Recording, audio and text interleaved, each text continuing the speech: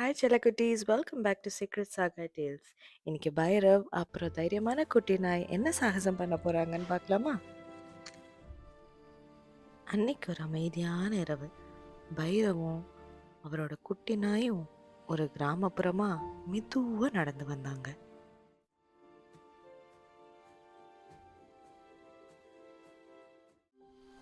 குட்டி நாய் ஏதோ ஒரு மர்மத்தை உணர்ந்துச்சு. அந்த கிராமத்துல அடிக்கடி சாப்பாடு காணாம போய்க்கிட்டே இருந்தது.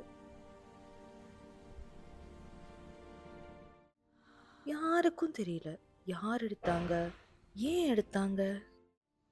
ஆனா தரையில சின்ன சின்ன சாப்பாடு துண்டுகள் மட்டும் இருந்துச்சு. அத பார்த்ததும் அந்த குட்டி நாய் தரையில மூக்க ஒட்டிக்கிட்டு மோப்பம் பிடிச்சிட்டு நடக்க ஆரம்பிச்சிருச்சு. அந்த தடம் மரங்களுக்கு நடுவுல போச்சு. புதருக்குள்ள ஏதோ ஒண்ணு அசைஞ்சது. யார் அது? குட்டி நாய் அந்த அசைவை கவனிச்சு புதருக்கு பக்கத்துல போச்சு. அப்போ மேல இருந்து ஒரு வாழைப்பழம் டப்புன்னு கீழே விழுந்தது. பிசாசோ பேயோ இல்ல, பசிச்ச ஒரு குரங்கு குடும்பம்தான். அவங்க கண்ணுல பயம் தெரிஞ்சது. அந்த குட்டி நாய்க்கு அப்படியே மனசுருகி போச்சு.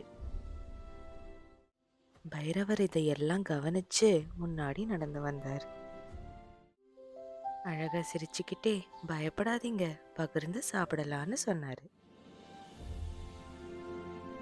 குரங்கும் நிம்மதியா குடும்பத்தோட சாப்பிட்டுச்சு.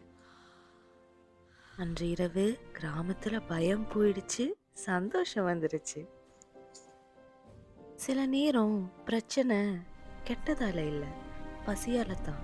பகிர்ந்து கொடுத்தா எல்லாம் சரியா போயிடும். ஓகே செல்லக்குட்டீஸ், இன்னொரு பயணம் அடுத்த கதையில்.